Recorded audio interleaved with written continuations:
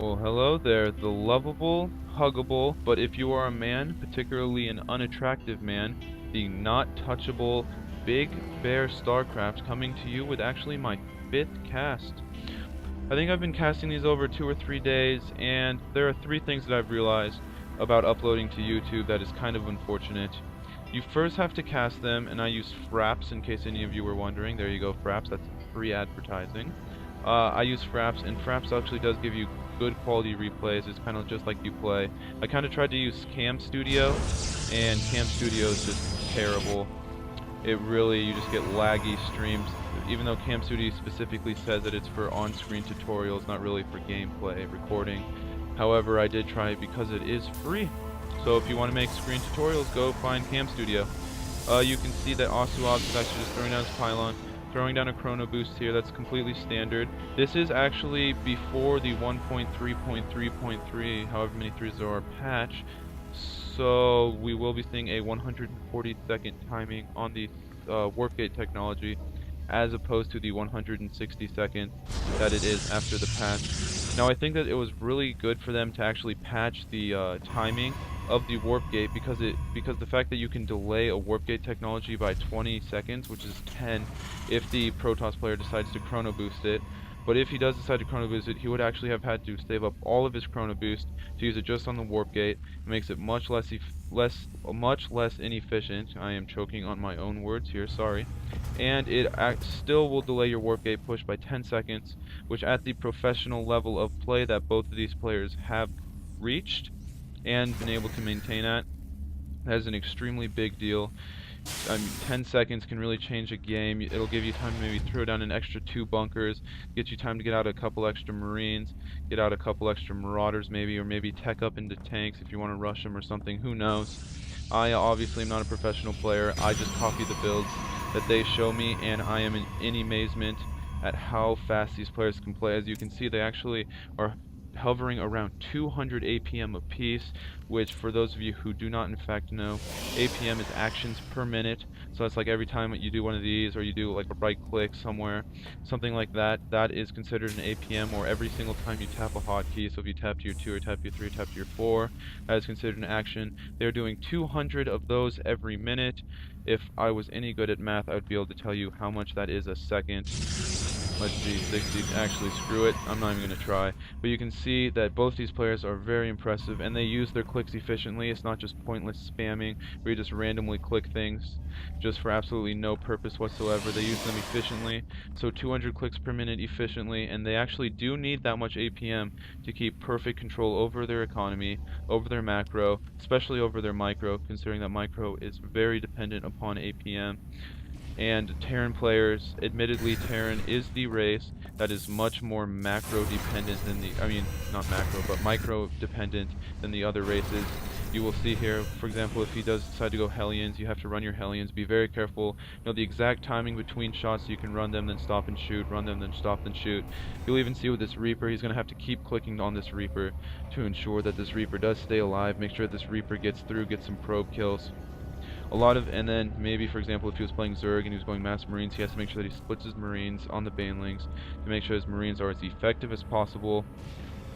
So Terran is just very, very macro and micro, they both do sound the same. You can see the Stalker getting out in perfect time, almost like Hasu was timing this, and actually that's a really nice placement for the second gateway, because if the Reaper does decide to jump up here, you can actually see that it's rather simple for the Stalker to pop out here and just pick off any sort of Reaper play, or swing around back and protect these probes from Reapers. I guess he could also be protecting his pylons too.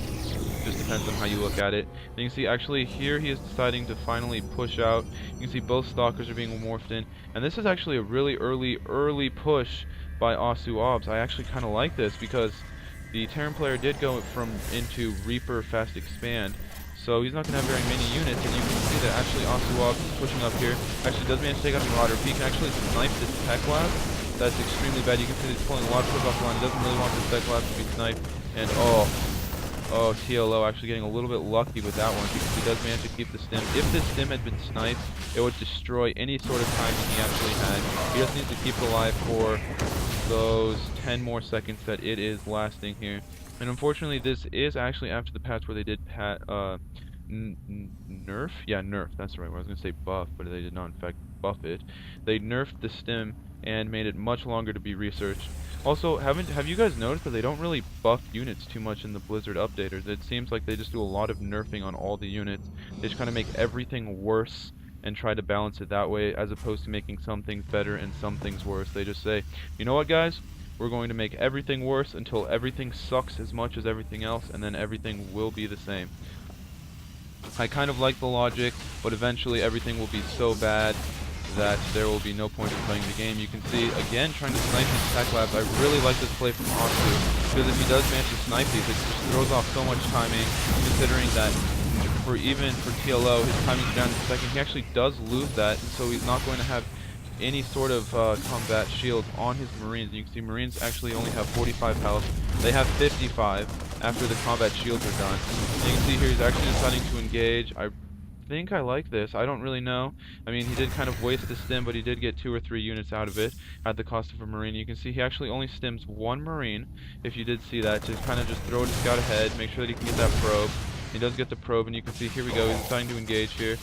He's going to stim probably. See how he micros only back the units he really needs to micro back? It's those little things that make TLO such an amazing player. This Ron's actually like, hey guys, help man! But he is stuck in between 3 force fields, and the Terran has no way to stop that. You can see, actually, if he does manage to snipe this pylon, it will stop this early pressure that Asu Obs can put on by about 30 seconds or 10, yeah, about 30 seconds. So I think it takes 30 seconds for a stalker to walk from here to this opposing ramp, or a little bit less, because I know it takes a Marine about that long, and a stalker is a little bit faster than a Marine. So it's hard to tell. You can actually see picking up the sentries, but that is at the cost of a stim. But he does get 3 sentries, so extremely worth it. Now he just really needs to pull back, and he really needs to be getting a starport up here pretty soon, because I don't really know how much longer a Marauder with 19 HP can last. You can see in the production facility, however, we do not have a starport on the way. So TLO is actually content with sticking with this Marine Marauder ball, while in the Protoss side of things, we actually have him sending out 2 probes. I'm guessing 1 to scout to see what kind of composition the Terran player is making, and the other one to ninja expand. Oh no, actually just to get control of the Zelnaga watchtowers, which on this map, if you control this Zelnaga watchtower here and this Zelnaga watchtower here, you actually pretty much have vision of the entire map, except for there is a little bit of space here that a unit can kind of ninja by, but it's extremely hard to see barely any vision miss. And it also does not account for drops if the Terran player doesn't decide to drop. And you can see that actually the Terran player choosing instead to knock down the gold rocks. I actually really like this kind of play from TLO, because if you can get these gold rocks here as a Terran player, put a planetary fortress up and get a couple siege tanks, this becomes Terran HQ, your Terran headquarters, and any kind of Protoss units that try to knock on the front door really will prove to be totally ineffective, totally inefficient. And there's really nothing that a Protoss player can do without sacking a whole bunch of units to actually end up taking this out, if he does decide to go for the siege tech route. And we shall see what he actually decides to do here, because he is in fact finally getting a starport. This is a pretty late starport though, but he will be able to abuse the drops a little bit. And over on Protoss, he's actually getting a Twilight Council, so he's opting for probably Blink Stalkers or DPs as opposed to any kind of Colossus play. So we shall see if that ends up working out for him. I think Blink Stalkers are a good choice, but I do not know if they are the better choice. A Colossus ball really does decimate in any kind of army here. Marauders and Marines, especially the Marines, Colossus just eat them for breakfast. And you can see finally getting out 2 medevacs. That's going to be able to heal all of these weakened Marauders who are hanging on by the hairs of their chinny chin chin. And you can see actually he's favoring for a pretty Zealot heavy army. Maybe because he's just not being able to macro effectively, or maybe he's just macroing too well and he doesn't have enough minerals and Vespane gas for his stalkers. And we shall see. You can see that the Terran player is slowly trying to take control of his own Zelnaga watchtower. The Protoss player is going to push up here. He's going to try to hit this planetary fortress before it has a chance to actually go up. Maybe get a couple of SCV kills. You can see 1 SCV actually going down there, and he's actually pushing up.